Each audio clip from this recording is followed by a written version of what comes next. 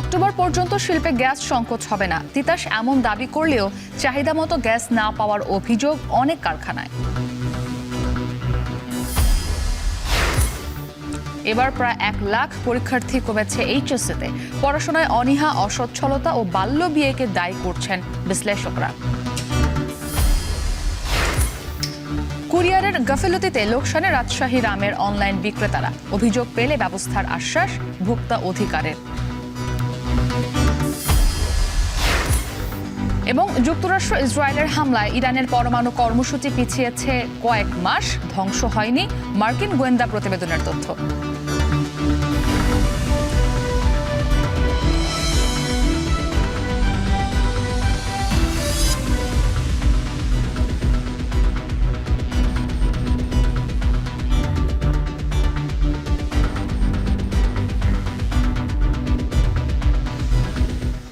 স্বাগত এখন বাণিজ্যে। পুরো আয়োজন জুড়ে আপনাদের সাথে আছি আমি ইসরাত মুক্তি।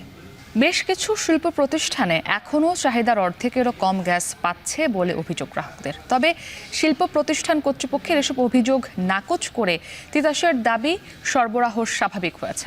সেই সাথে আগামী অক্টোবর পর্যন্ত কোনো গ্যাস সংকট হবে না বলেও দাবি তাদের।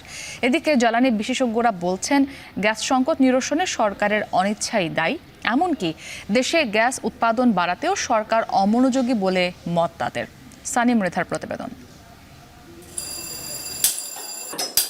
সময় ও এলাকা ভেদে রাজধানীর বাসা বাড়িতে গ্যাস সংকট নতুন কিছু নয়।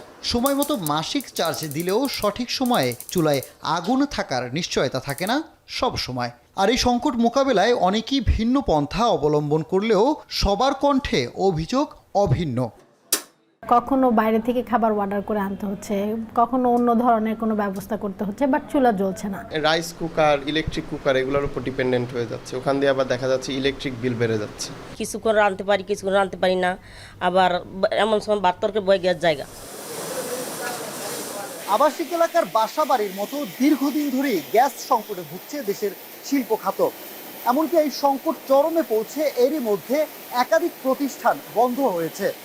এলএনজি সরবরাহ স্বাভাবিক হওয়ার পর এই সমস্যা নিরসন হবে বলে যে দাবি করেছেন জ্বালানি উপদেষ্টা, আমরা বাস্তবে দেখতে চাই সেই সংকট কতটা কেটেছে।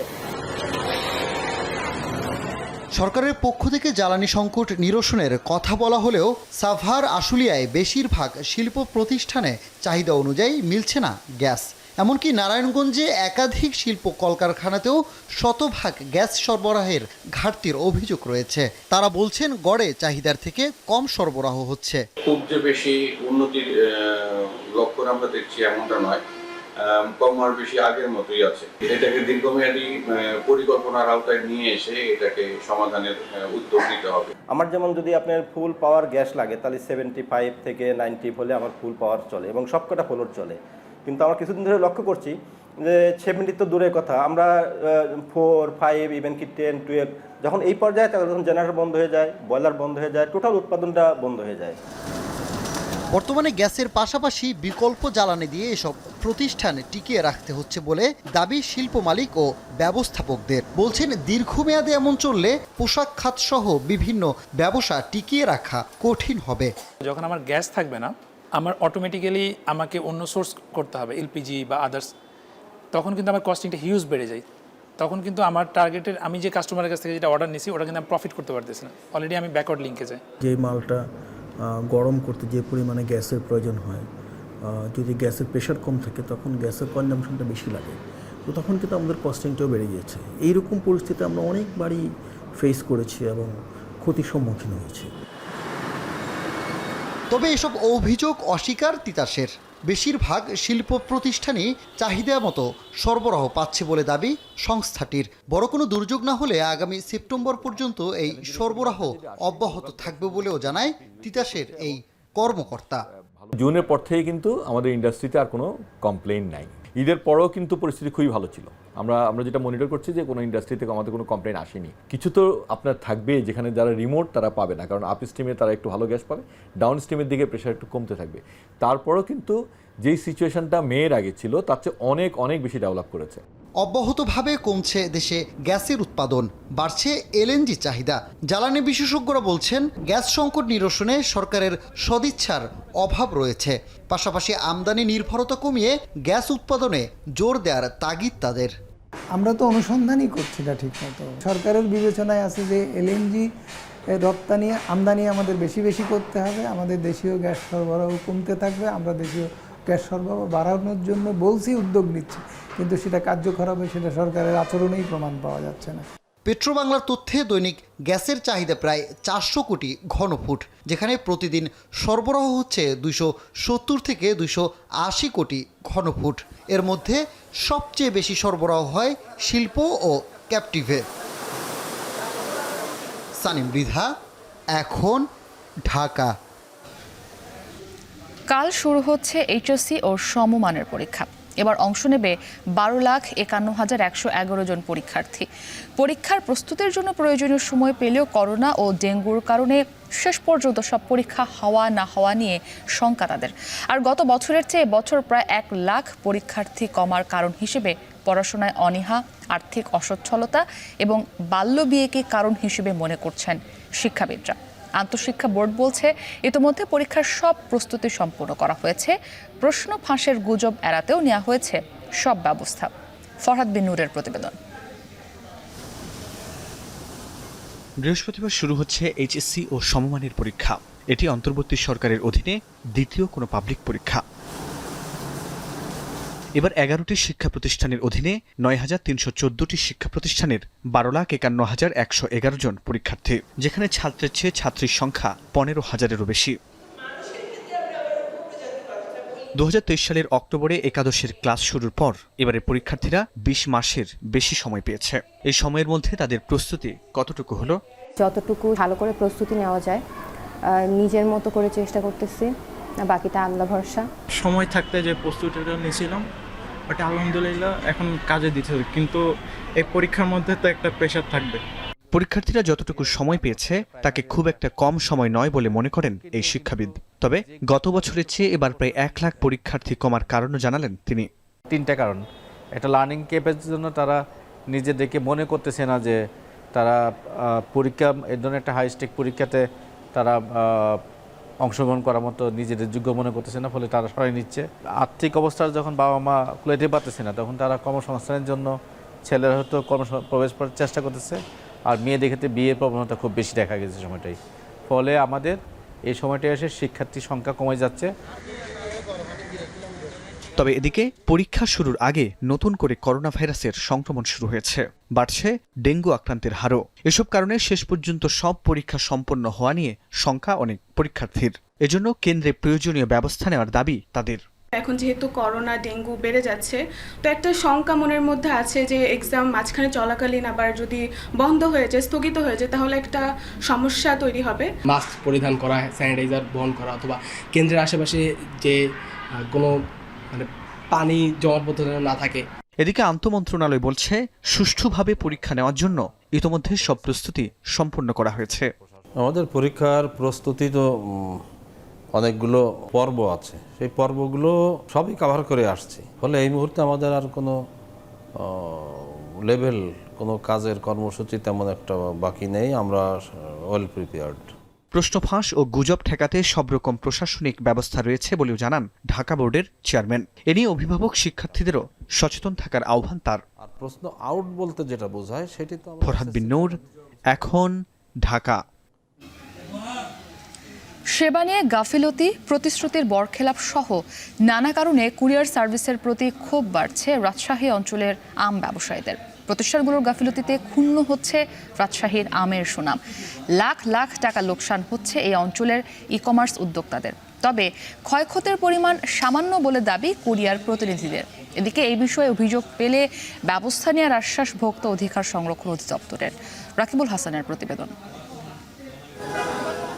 রাজশাহী, চাঁপাইনবাবগঞ্জ, নওগাঁ ব্যতীত আমের বাগানের এমন বিস্তার দেশের অন্য কোনো অঞ্চলে নেই। 250-র বেশি জাতের সুমিষ্ট আমের 95 ভাগই এই অঞ্চলে উৎপাদিত হয়। মৌসুমে 15,000 কোটি টাকার বেশি আমের বেচাকেনা হয় এ অঞ্চলে। আমি ঢাকার থেকে আসলাম, আমি ঢাকার থেকে এসে এখানে আম নিয়ে আবার ফিরে গাড়িতে করে আবার ফিরে আমার জায়গা মতন চলে যায়। সব দেশের মানুষই আসে, কেউ অনেক নেয়, কেউ অল্প নেয়। চাঁদপুর, হাজীগঞ্জে, কুমিল্লা ওইদিকে যায় এখানের মাল, আর কেউ কুরিয়ানেও পাঠায় কিনা। ক্যারেট যদি আপনার বেশি দিন থাকে তাহলে একটু পয়সা যায়, আর ক্যারেট 2-1 মধ্যে খুললে আপনার একটু হালকা নরম হয়। বিগত বছরগুলোই আমের ক্রেতা তালিকায় নতুন নাম হয়ে উঠেছে ই কমার্স উদ্যোক্তারা। তারা বাগান বা হাট থেকে উন্নত আম খুঁজে ভোক্তার দোরগোড়ায় পৌঁছে দিচ্ছেন। চাহিদা বাড়ায় বাড়ছে উদ্যোক্তার সংখ্যা। আম পরিবহনে এই উদ্যোক্তাদের সবচেয়ে বেশি প্রয়োজন হয় কুরিয়ার সার্ভিসের। তবে এই নির্ভরশীলতায় দিন দিন বাড়ছে কুরিয়ারগুলোর একচেটিয়া মনোভাব। বানেশ্বরে যে সমস্ত কুরিয়ারগুলো আছে সেই সকল কুরিয়ারগুলো প্রতিনিয়ত আমাদের মতন অনলাইন প্ল্যাটফর্ম লোকগুলাকে হ্যারাসমেন্ট করছে, এবং তারা দেখা যায় যে কমিটমেন্ট তো নষ্ট করেই, তারপরে আমরা যে টাকা দিয়ে বিনিময়ে যে টাকায় মাল পাঠাই সেই পাঠানোর পরে তারা যদি কোনো কারণে 2-1 ক্ষতিপূরণ দেয় তা 50%ও দিতে চায় না। কাস্টমার কাছে যাইতে ঢাকার মধ্যে 24 ঘন্টা, ঢাকার বাইরে 48 ঘন্টার মধ্যেই এনাফ। তারা 3 দিন 4 দিন 5 দিন লাগাচ্ছে স্টেট ফার্স্ট, আরও কুরিয়ার আছে, অন্যান্য কুরিয়ারও 3 দিন লাগায়, 4 দিন লাগায়। সেবাদানে কুরিয়ার সার্ভিসের এমন স্বেচ্ছাচারী ও উদাসীন আচরণে আম পচে যাওয়া, ছেঁড়াফাটা মোড়ক, আম চুরি হওয়া বা কখনো পুরোপুরি হারিয়ে যাওয়া সহ ভোক্তার থেকে আসে নানা অভিযোগ। ফলস্বরূপ চলতি মৌসুমে রাজশাহী অঞ্চলের 73টি বড় উদ্যোক্তা প্রতিষ্ঠানের ক্ষতি অন্তত 32 লাখ টাকা। এছাড়াও আম পাঠিয়ে ক্ষতির শিকার এমন ছোট উদ্যোক্তার সংখ্যা অর্ধশতের বেশি। আমাদেরকে কমিটমেন্ট দিয়েছিল যে 3 দিনের ভিতর তারা ডেলিভারি করবে, তো সেই ডেলিভারিটা আর কি 3 দিন না করে তারা করছে কি 8 থেকে 12 দিনের ভিতর। তো আমার নিজে আর কি ক্ষতিগ্রস্ত 5 লক্ষ টাকা। বড় যারা মার্চেন্ট বা উদ্যোক্তা একটু বড় হয়ে উঠেছে আমাদের মতো, তারাও ব্যাপকভাবে ক্ষতিগ্রস্ত হয়েছে। আমি নিজে প্রত্যক্ষভাবে প্রায় 2 লক্ষ টাকার মতো ক্ষতিগ্রস্ত হয়েছি। তবে এ নিয়ে কুরিয়ার সার্ভিস কর্তৃপক্ষ বলছে মার্চেন্টদের ক্ষতির পরিমাণ সামান্যই। সমস্যা সমাধানে কাজ করছেন তারা। আমি আমার এই ব্রাঞ্চ থেকে 4000 ক্রেট আম পাঠাইছি। আমার পুরো রাজশাহী চাপাই মিলে হয়তো 15-20 হাজার আম গেছে। এক গাড়ি আগে গেছে, এক গাড়ি পরে গেছে। এখন বিষয় হচ্ছে যে সব আম যে নষ্ট হয়েছে বা হয়েছে এরকম তো কোনো কিছু না। যদি কারো কোনো ক্ষয়ক্ষতি হয় বা কারো কোনো পার্সেলে ক্ষয়ক্ষতি হয় তাহলে সেটা আমাদেরকে দিলে এটা আমরা আগে ভেরিফাই করছি। এ অবস্থায় এই অঞ্চলের জিআই পণ্য আমের সুনাম ও বাজার টিকিয়ে রাখতে আম পরিবহনে প্রশাসনের কঠোর নজরদারির দাবি বাগানীদের। এদিকে ভোক্তা অধিকার বলছে অভিযোগ পেলে ব্যবস্থা নেবেন তারা। যদি কোনো ভোক্তা বা ক্রেতা তার অর্ডারকৃত পণ্য যথাযথভাবে না পান তাহলে এটা আমাদের কাছে অভিযোগ দায়ের করতে পারবেন, এবং এটা একদম সহজ। এখন আমাদের সরাসরি অভিযোগ করতে না, অনলাইনে অভিযোগ করা যায়। আমাদের ওয়েবসাইটে গেলে সিসিএমএস নামক একটা সেবা বক্স আছে, সেখানে আপনি আপনার মোবাইল নাম্বারটা দিয়ে রেজিস্ট্রেশন করে ওইখানে ম্যাক্সিমাম তথ্য দেওয়া আছে, শুধু প্রয়োজনীয় তথ্যগুলো ফিল আপ করে আপনার এটা সাবমিট করে দিলে এটা আমরা অভিযোগটা পেয়ে যাব। এটার জন্য 1 বছরের জেল এবং 50,000 টাকা পর্যন্ত জরিমানা হতে পারে। দ্রুত সময়ে ও সহজে আম পরিবহনে ব্যবস্থা নেওয়ার দাবি এ অঞ্চলের উদ্যোক্তাদের। রাকিবুল হাসান, এখন, রাজশাহী। ভরা মৌসুম হওয়ায় জমজমাট দেশের সবচেয়ে বড় চাঁপাইনবাবগঞ্জের কানসাট আমের বাজার।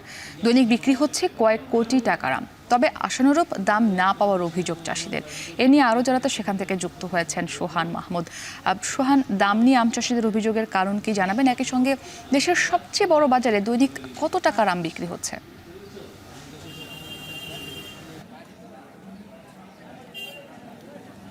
মুক্তি, সকাল থেকে আমরা সারা দেশের সবচেয়ে বড় আমবাজার চাঁপাইনবাবগঞ্জের কানসাট আমবাজারে অবস্থান করছি। সকাল থেকেই আমরা এসে দেখতে পেয়েছি ক্রেতা বিক্রেতা একদম মুখরিত এই কানসাট আমবাজার।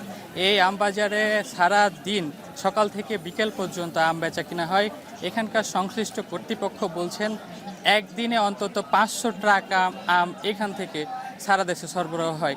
আর চাষিরা বলছেন যে এবছর আমের ফলন ভালো হয়েছে, কিন্তু সে অনুযায়ী তারা দাম পাচ্ছে না, এতে ক্ষতিগ্রস্ত হচ্ছেন। এখানকার যারা স্থানীয় বাসিন্দা রয়েছেন তারা বলছেন যে বিশেষ করে দিনাজপুর এবং ঠাকুরগাঁও সহ বিভিন্ন জেলা থেকে এখানে রাতে রাতে আম চলে আসে। এই আমে এসে এই বাজারটি নষ্ট করে দিচ্ছেন। আপনাকে বলে রাখি মুক্তি, এখানকার সংশ্লিষ্ট কর্তৃপক্ষ আমাদেরকে জানিয়েছেন এখান থেকে যেহেতু 500 ট্রাক আম সারা দেশে সরবরাহ হয়, এর দাম দাঁড়ায় প্রায় 20 কোটি টাকার বেশি। অর্থাৎ সকাল 6টা থেকে বিকেল 5টা পর্যন্ত বিক্রি হয় এই আম। আরেকটি বিষয় আপনাকে যদি বলে রাখি, এইখানকার যে আমগুলো, এই আমগুলো অত্যন্ত সুস্বাদু। বাইরের জেলার আম এতটাও সুস্বাদু হয় না যতটা এখানকার আম সুস্বাদু হয়। সেক্ষেত্রে এখানকার ব্যবসায়ীদের দাবি যেন বাইরের জেলা থেকে আম এনে এখানকার ব্যবসায়ীরা না বিক্রি করেন। তো আরেকটি বিষয় আপনাকে বলে রাখি, চাঁপাইনবাবগঞ্জের আম কিন্তু বিদেশে রপ্তানি হয়েছে বহুবার, এবারও তার ব্যতিক্রম হয়নি। সিজনের শুরুতে কিছুটা বিদেশে গিয়েছিল, তবে সেই রপ্তানি কিন্তু থমকে গিয়েছে। সেক্ষেত্রে চাষিদের লোকসান গুনতে হচ্ছে। আপনাকে বলে রাখি মুক্তি, চাঁপাইনবাবগঞ্জে এখন 6 থেকে 7 জাতের আম বিক্রি হচ্ছে। খিরসাপাত, এছাড়াও লক্ষণভোগ, ল্যাংড়া এসহ বিভিন্ন জাতের আম বিক্রি হচ্ছে। এই ছিল রাত্রি চাঁপাইনবাবগঞ্জের কানসাট আমবাজার থেকে সর্বশেষ। সোহান মাহমুদ যুক্ত ছিলেন চাঁপাইনবাবগঞ্জ থেকে। চট্টগ্রামে দিন দিন দীর্ঘ হচ্ছে করোনায় আক্রান্তদের তালিকা। নতুন করে মৃত্যু না থাকলেও আরও 12 জন কোভিডে আক্রান্ত হয়েছেন। এ নিয়ে আরও জানাতে নগরীর জেনারেল হাসপাতাল থেকে যুক্ত হয়েছেন ফয়সাল করিম। ফয়সাল, নতুন করে সংক্রমণ বাড়ার পর এখন পর্যন্ত মোট কতজন আক্রান্ত হলেন চট্টগ্রামে? একই সঙ্গে পরিস্থিতি সামাল দিতে কি কি পদক্ষেপ নেওয়া হয়েছে? মুক্তি, আমরা দেখছি করোনা 3য় সপ্তাহ পার করছে চট্টগ্রামে, এবং এই 3য় সপ্তাহের হিসেবে চট্টগ্রামে এখন পর্যন্ত মোট রোগী পাওয়া গেছে 90 জন। গতকাল পর্যন্ত ছিল 78 জন, নতুন করে 12 জন শনাক্ত হয়েছে, যার মধ্যে আমরা দেখেছি 10 জনই মহানগরের, 2 জন হচ্ছে উপজেলা পর্যায়ের। এবং মোট পরিসংখ্যানটাও যদি দেখি তাহলে দেখব যে অধিকাংশ রোগী কিন্তু চট্টগ্রাম শহরের, অর্থাৎ যারা আসছেন বা যারা শনাক্ত হচ্ছেন তারা কিন্তু মহানগর থেকে শনাক্ত হয়ে আসছেন। উপজেলা পর্যায়ে সেভাবে এখনও পরীক্ষা শুরু না হওয়ার কারণে সেভাবে সেখানে রোগী পাওয়া যাচ্ছে না। আমরা চট্টগ্রামের জেনারেল হাসপাতালে আছি, এখানে করোনার জন্য আলাদা করে ওয়ার্ড খোলা হয়েছে, আইসিইউতে করোনার জন্য আলাদা করে ওয়ার্ড খোলা হয়েছে। এবং আমরা জেনেছি যে চট্টগ্রামের এই করোনা ওয়ার্ডে এখন পর্যন্ত, অর্থাৎ আজকে রোগী ভর্তি আছে 2 জন, এবং 7 জন সন্দেহভাজন রোগী আছেন যাদের মধ্যে করোনা হতে পারে বলে শঙ্কা করা হচ্ছে, এবং চিকিৎসকরা তাদের অবজারভেশনে রেখেছেন। এবং আইসিইউতে যে রোগী আছেন তারা 3 জন, তাদেরও নানা ধরনের জটিল রোগে আছে। এবং আমরা যেটি দেখছি যে আসলে যারা আক্রান্ত হচ্ছেন মূলত চট্টগ্রামে, তারা কিন্তু অধিকাংশই হাসপাতালে আসছেন না, যে কারণে 25 শয্যার একটি করোনা ওয়ার্ড থাকলেও সেখানে সেভাবে রোগী থাকছে না। গতকালও 3 জন রোগী ছিল, আজকে আছে 2 জন রোগী, এবং হাসপাতালের অধিকাংশ শয্যা খালি থাকছে। এক্ষেত্রে চিকিৎসকরা বলছেন যে অমিক্রনটা আসলে ব্যাপক হারে ছড়িয়ে পড়লেও এটির তীব্রতা বা এটির যে ভয়াবহতা সেটি সুস্থ মানুষকে সেভাবে কাবু করতে পারে না। সে কারণে অনেকেই কিন্তু ঘরে বসে চিকিৎসা নিচ্ছেন। তবে এটি মূলত যাদের জন্য সংকট, তারা হচ্ছেন যারা বার্ধক্যে জড়িত, নানা ধরনের জটিল রোগে যারা আক্রান্ত, কিংবা যাদের রোগ প্রতিরোধ ক্ষমতা কম, এমন রোগীদের জন্য এটি সংকট। এবং আমরা যাদের দেখেছি যে চট্টগ্রামে এই পর্যন্ত যে 6 জন মারা গেছেন তাদের সবাই কিন্তু নানা ধরনের জটিল রোগে আক্রান্ত ছিলেন।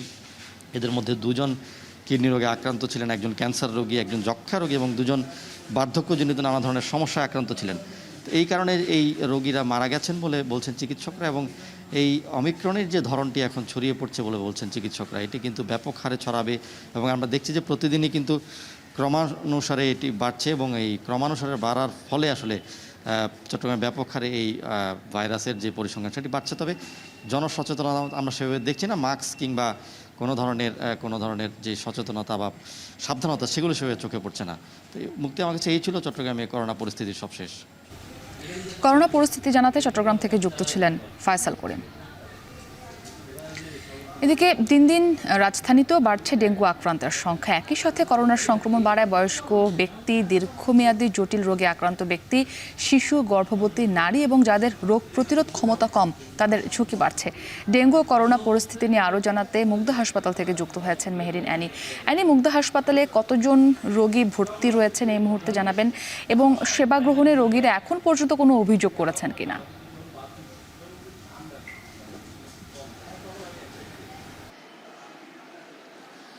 মুক্তি, আসলে এই এখন আমি যে জায়গাটিতে আছে এটি মুগ্ধা হাসপাতালে যে মহিলা যে ডেঙ্গু কর্নারটা রয়েছে সেখানে আপনি দেখতে পাচ্ছেন আমার পেছনে কিন্তু অনেক রোগী ভর্তি আছে যারা আসলে ডেঙ্গু উপসর্গ নিয়ে এসেছেন, এবং তাদের কারো মাঝে আসলে এবার আপনি জানেন যে একই সঙ্গে ডেঙ্গু এবং করোনা দুটোই সংক্রমণ বেড়েছে, যে কারণে কিন্তু হাসপাতালে রোগীর চাপ বেশি।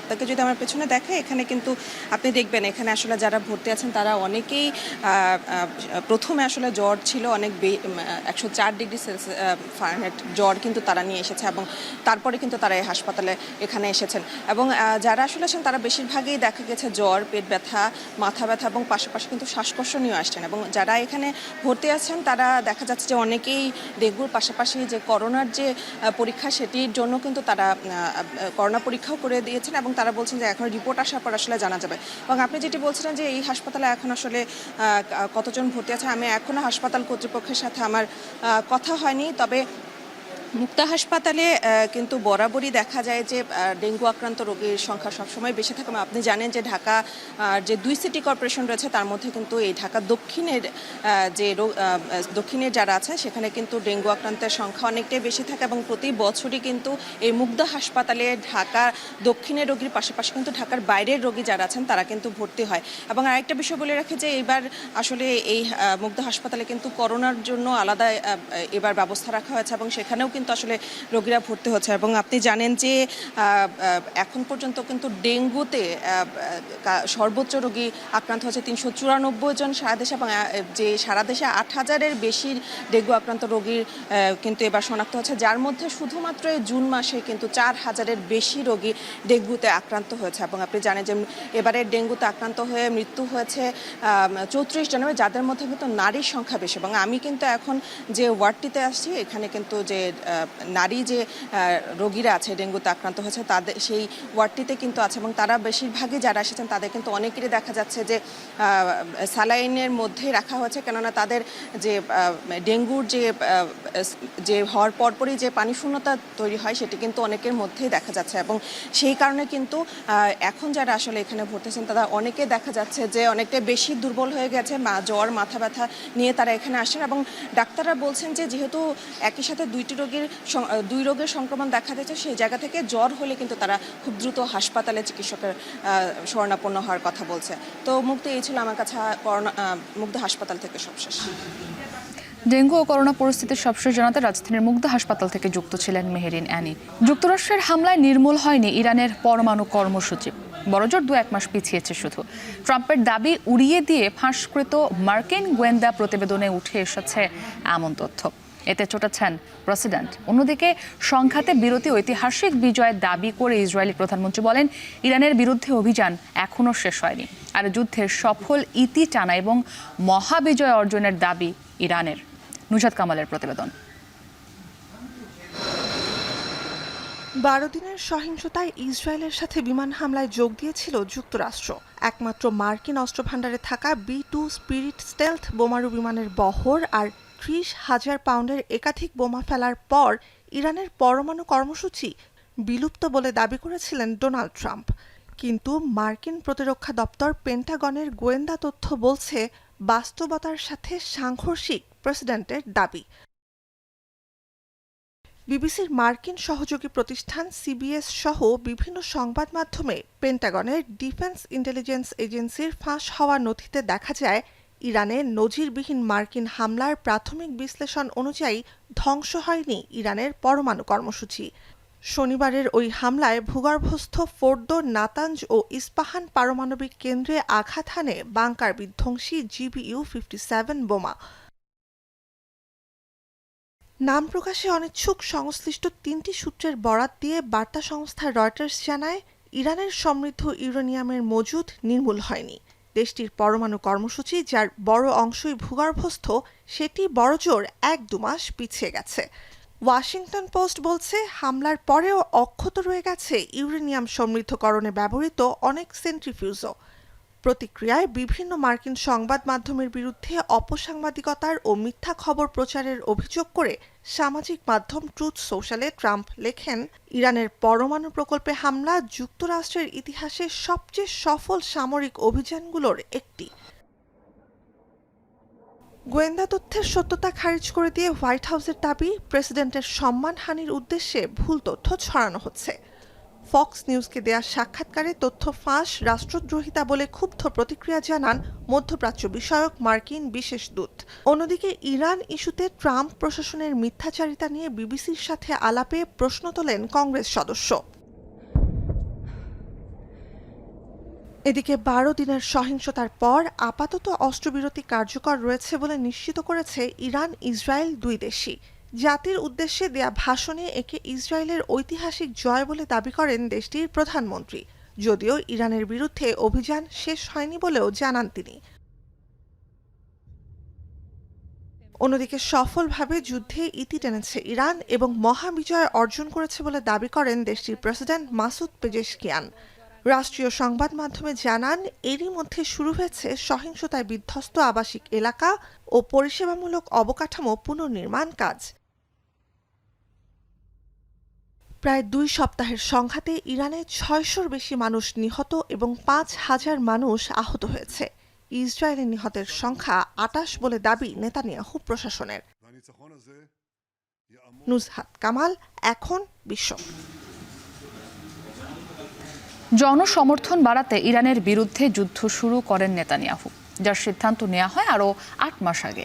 ওয়াশিংটন পোস্টের দাবি, রাজনৈতিক উদ্দেশ্য বাস্তবায়নে যুক্তরাষ্ট্রকেও যুদ্ধে টেনে আনেন ইসরায়েলি প্রধানমন্ত্রী।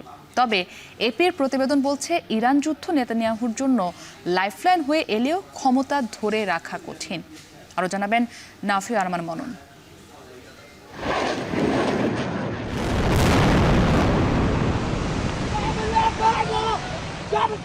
7 অক্টোবর 2023 হামাসের ছোড়া প্রায় 4,500 রকেটের আঘাতে কেঁপে ওঠে ইসরায়েল। 77 বছরের ইতিহাসে এমন ঘটনা কখনোই দেখেনি ইহুদি ভূখণ্ড। প্রাণ হারান প্রায় 2000 মানুষ।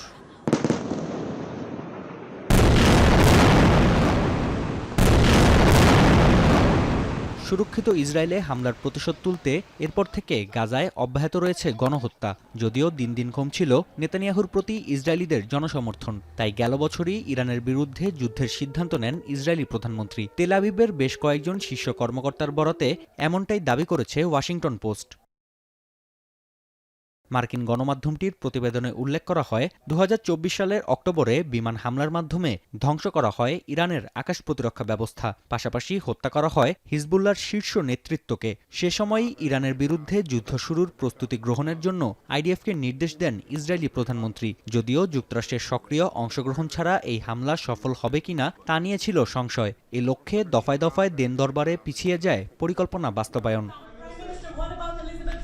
ইরান পরমাণু বোমা তৈরির দ্বারপ্রান্তে যুক্তিটির পক্ষে প্রমাণ উত্থাপনে এপ্রিলে হোয়াইট হাউস সফর করেন বেনিয়ামিন নেতানিয়াহু। যদিও মার্কিন গোয়েন্দাদের কাছে এমন কোনো তথ্য ছিল না। অন্যদিকে তেহরানের সঙ্গে এগিয়ে যাচ্ছিল ওয়াশিংটনের পরমাণু চুক্তির কার্যক্রম। এতে ধূলিসাৎ হয়ে যেত প্রতিশোধ বাস্তবায়নের স্বপ্ন। তাই ট্রাম্পের আলটিমেটাম শেষ হবার পরই 13 জুনের প্রথম প্রহরে তেহরানে হামলা চালায় তেল আবিব। বিশ্লেষকরা বলছেন, ইরানের বিরুদ্ধে প্রতিশোধ নেবার পাশাপাশি নেতানিয়াহুর অন্যতম লক্ষ্য ছিল খামেনি সাম্রাজ্যের পতন। বাস্তবায়ন অসম্ভব জেনেও যুক্তরাষ্ট্রকে এই যুদ্ধে টেনে আনেন ইসরায়েলি প্রধানমন্ত্রী।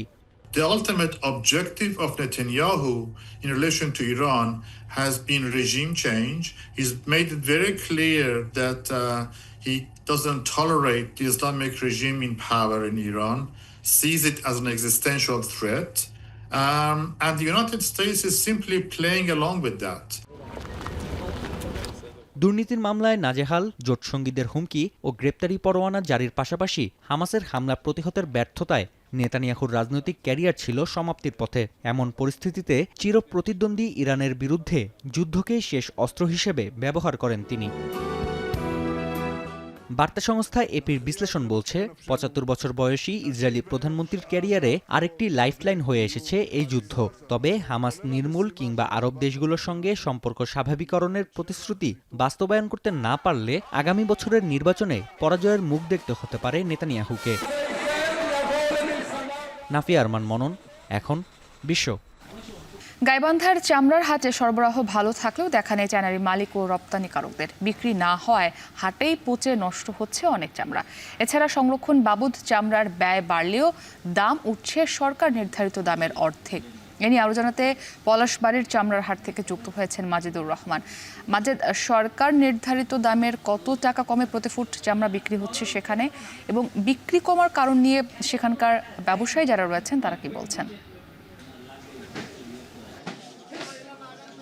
হ্যাঁ মুক্তি, আপনি জানেন যে উত্তর অঞ্চলের সবচেয়ে বড় যে চামড়ার হাট সেটি গাইবান্ধার পলাশবাড়ির এই কালীবাড়িতে।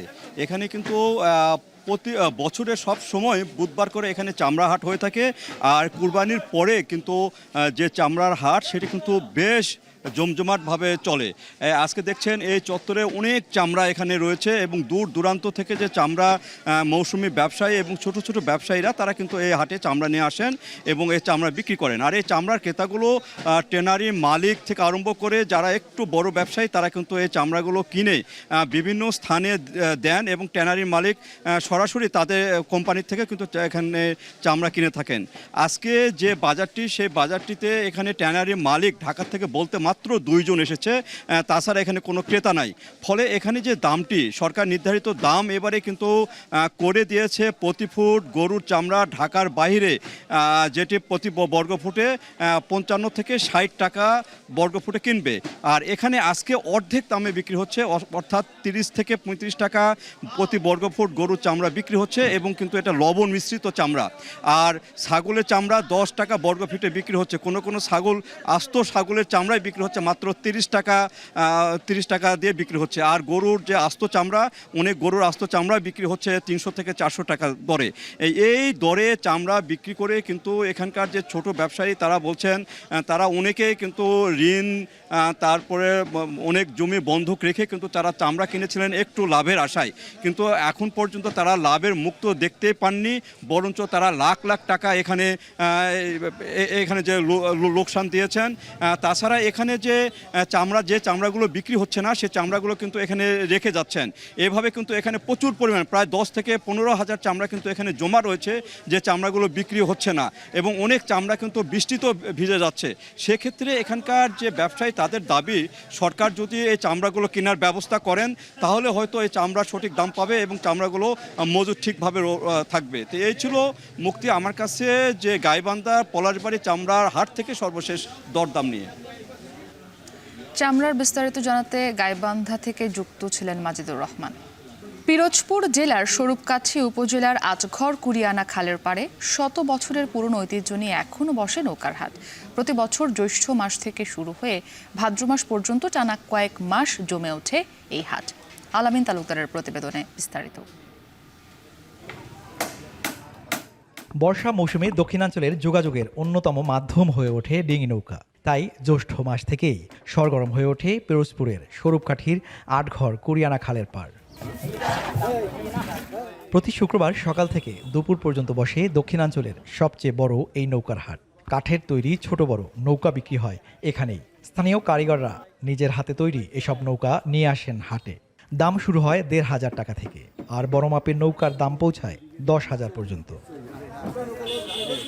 100 বর্ষ আগে যাত্রা শুরু করা এই হাটে এখনও বিক্রি হয় 3 থেকে 350 নৌকা, যার বাজার দর প্রায় 20 থেকে 25 লাখ টাকা। আশপাশের জেলার শত শত ক্রেতা আসেন এখানে। কেউ কেউ একসঙ্গে কিনে নেন 4-5টি নৌকা।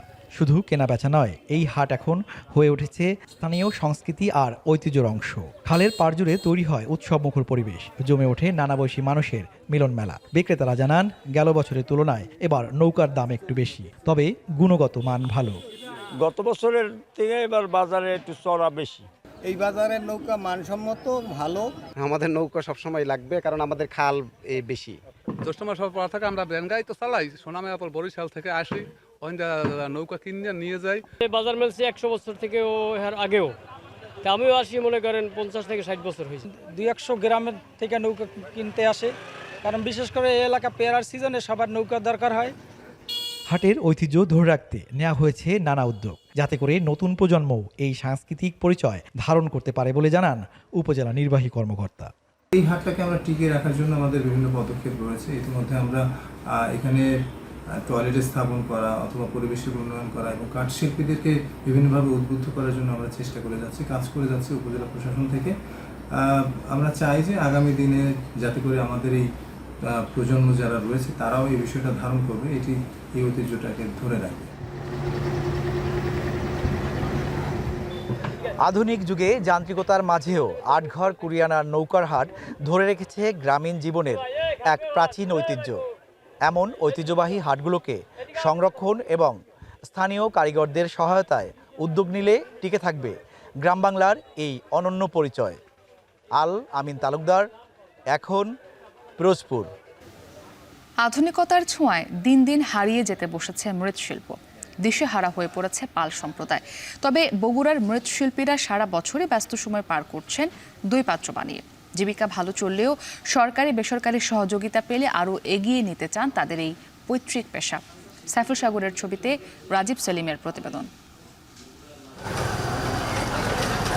বাংলা বছরের শুরুর দিকে গ্রামীণ লোকজ মেলায় যেসব মাটির জিনিসপত্র বিক্রি হয় সেগুলো তৈরিতে কুমারপাড়ার ব্যস্ততা শুরু হতো মাস দুয়েক আগে থেকে। তবে এখন আর আগের মতো মেলা হয় না, তাই মাটির খেলনা, হাঁড়িপাতিল সহ অন্যান্য তৈজসপত্র তৈরির ব্যস্ততাও নেই। আধুনিকতার ছোঁয়ায় হারিয়ে যেতে বসেছে প্রাচীন এই শিল্প। বগুড়ার বিখ্যাত আরিয়া পালপাড়া, মহিষাবান পালপাড়া, শেখেরকলা ও শাখারিয়া পালপাড়ার কোনো বাড়িতেই আর মাটির তৈজসপত্র তৈরি করেন না মৃৎশিল্পীরা। ছোট ছোট খুঁটি, বাসন, পুতুল সবকিছু বানাচ্ছিল, সবকিছু একসাথে মেলায় নিয়ে যাচ্ছিল, একসাথে আমরা সবকিছু বিক্রি করতাম। বাংলাদেশের যে কোনো জায়গাতে আমরা এই খেলনা নিয়ে গেছি, প্রচুর পরিমাণ বিক্রি হয়েছে। এখন আর মনে করেন ওটাও আর চলে না, এখন আর মেলা টেলা করি না, এখন আর চলে না ওগুলা জিনিস। আর শুধু এক দইয়ের ভাণ্ড নিয়ে পড়ে আছি, কিন্তু যদি বগুড়ায় দইটা না চলতো তাহলে আমাদের দিন যাওয়া খুব কঠিন হতো। গেল কয়েক দশকে বাজারে দাপট বেড়েছে প্লাস্টিক, সিরামিক আর মেলামাইনের। কমেছে মাটির তৈজসপত্রের ব্যবহার। তবে বগুড়ার জিআই স্বীকৃতি পাওয়া মিষ্টান্ন দই তৈরি হয় মাটির পাত্রেই। দইয়ের সাথে সাথে চাহিদা বেড়েছে বিভিন্ন আকৃতির দই পাত্রেরও। বগুড়ার মৃৎশিল্পীরা পুরনো পেশা ধরে রেখেছেন দই পাত্র বানিয়েই। পালপাড়ায় এখন সারা বছরই দই পাত্র তৈরির ব্যস্ততা থাকে। দইয়ের ডুকি আছে, 2.5 কেজি আছে, সরা আছে, গিলাস আছে, বাটি আছে। তো এগুলো যদি না খায় তাহলে আমাদের মাটির ব্যবসা এরকম চলতো না। দিলে বড়গুলো সেগুলো 2000-1500 করে চলে, আবার তার ছোটগুলো 1 কেজি গুলো মনে করেন 1200 টাকা চলে, 1200-1000। মৃৎশিল্পেও আধুনিকতার ছোঁয়া লেগেছে। মাটি কাদা করতে ও বিভিন্ন তৈজসপত্র তৈরিতে ব্যবহার বেড়েছে বৈদ্যুতিক মোটরের। তাছাড়া প্রাচীন এই শিল্পের উন্নয়নে মৃৎশিল্পীদের উন্নত প্রশিক্ষণ ও সহজ শর্তে ঋণ দেয়া হয় জানান এই কর্মকর্তা। উদ্যোক্তাদের প্রমোট করার জন্য প্রতি বছর মেলার আয়োজন করছি। মৃৎশিল্পের উপর প্রশিক্ষণ নিতে আগ্রহী তাদেরকে আমরা বিসিকের প্রধান কার্যালয়ে আমাদের যে নকশা কেন্দ্র আছে সেই নকশা কেন্দ্রতে প্রশিক্ষণের জন্য আমরা মনোনীত করে পাঠাচ্ছি এবং সেই সঙ্গে স্বল্প সুদে তাদেরকে ঋণের ব্যবস্থা করছি। আকারভেদে প্রতিটি দই পাত্র বিক্রি হয় 5 থেকে 15 টাকা পর্যন্ত। রাজীব সেলিম, এখন বগুড়া। পেঁয়াজ আবাদের দ্বিতীয় বড় জেলা ফরিদপুরের হাট বাজারে কমেছে পেঁয়াজের দাম। বাজারে প্রতি মণ পেঁয়াজ বিক্রি হচ্ছে 1500 থেকে 1700 টাকায়। এতে লোকসানের শঙ্কায় পড়েছেন চাষিরা। তারা বলছেন প্রতি মণ পেঁয়াজের দাম অন্তত 2000 থেকে 2200 টাকা হলে খরচ পুষিয়ে কিছুটা লাভের মুখ দেখতে পারবেন তারা। মফিজুর রহমান শিপনের তথ্য ছবিতে বিস্তারিত। ফরিদপুরের ঠ্যানঠেনিয়া বাজারে সকাল থেকে ব্যস্ত সময় পার করেন আড়তদাররা। বিভিন্ন যানবাহনে করে বস্তা ভর্তি পেঁয়াজ বাজারে আনেন চাষিরা। সপ্তাহের রবি ও বুধবারের হাটে অন্তত 200 থেকে 300 টন পেঁয়াজ বেচা কেনা হয়। পরে চলে যায় দেশের বিভিন্ন বিভাগীয় ও জেলা শহরে। উৎপাদন ও সরবরাহ ঠিক থাকলেও বাজার দর নিয়ে বাড়ছে চাষিদের অসন্তোষ। পেঁয়াজের যে দাম কম এনে এর পথ হয় না, যে হতে যে দাম বেশি 1600-1650 চলতেছে বাজারে। 90 কেজি পেঁয়াজি যে দাম কইতেছে 1620 টাকা কইতেছে, কেবল নামাইলাম। তা কোন পক্ষে কৃষকের 2000 হইলে মোটামুটি একটু বাইসে থাকতে পারে। আমার দাম এটা 2000 টাকা পাইলে আমার সমস্যা না, কি কৃষক আমরা বাইসে থাকতে পারবো। পেঁয়াজের বাজার আছে, উপরে আছে 1750, নিচে আছে 1600, এর নিচে কোনো বাজার নাই। অবস্থা খুবই খারাপ। সার ওষুধের যে দাম আর যে খরচ ওই হিসাবে পেঁয়াজ দাম ছিল আমার 2500। ব্যবসায়ীরা বলছেন ঈদের পরে হঠাৎ করে পেঁয়াজের সরবরাহ বেড়ে যাওয়ায় দাম কিছুটা কমেছে বলে দাবি তাদের। প্রচুর আমদানির কারণে পেঁয়াজের বাজারটা কম। এখনকার বাজার হলো আপনার 1650, সর্বোচ্চ 1700 টাকা যায়। প্রতি হাটে 300, 400, 500 মণ পেঁয়াজ কেনা বিক্রি হয়, তাতে 16-17 গাড়ি 20 গাড়ি পর্যন্ত মাল আসে। আপনার 2500-2000 উপরে বাজার থাকলে ভালো হয়। জেলায় 3 ধরনের পেঁয়াজের আবাদ হয়। এর মধ্যে শীতকালীন মুড়ি কাটা পেঁয়াজ, হালি পেঁয়াজ এবং দানা পেঁয়াজ। তবে সবচেয়ে বেশি আবাদ হয় হালি পেঁয়াজ। জেলার কৃষি বিভাগের তথ্য বলছে চলতি মৌসুমে ফরিদপুরের 38,000 হেক্টর জমিতে পেঁয়াজের আবাদ হয়েছে। এখন ফরিদপুর। ইসরায়েলি হামলায় গাজায় প্রাণহানি 56,000 ছাড়িয়েছে। এছাড়া বিতর্কিত গাজা হিউম্যানিটারিয়ান ফাউন্ডেশন বা GHF থেকে ত্রাণ সংগ্রহ করতে গিয়ে গেল একদিনে প্রাণ হারিয়েছেন অর্ধশত ফিলিস্তিনি। এমন অবস্থায় এই সংস্থাকে আরও 3 কোটি মার্কিন ডলার অনুদান দেওয়ার ঘোষণা দিয়েছে যুক্তরাষ্ট্র। এরই মধ্যে 70 লাখ মার্কিন ডলারের সহায়তা বিতরণ করা হয়েছে। গেল এক মাসে ত্রাণ সংগ্রহ করতে গিয়ে মারা গেছেন 4 শতাধিক ফিলিস্তিনি। জাতিসংঘের শরণার্থী সংস্থা UNRWA এসব সহায়তা বিতরণ কেন্দ্রগুলোকে মৃত্যু ফাঁদ হিসেবে আখ্যায়িত করেছে। এদিকে মঙ্গলবার গাজা উপত্যকার মধ্যাঞ্চলে 7 ইসরায়েলি সেনা নিহত হয়েছেন। খান ইউনিস এলাকায় কর্মরত প্রকৌশল দলের সদস্য ছিলেন তারা। তাদের বহনকারী গাড়িতে বিস্ফোরণে প্রাণ হারায় ইসরায়েলি সেনারা।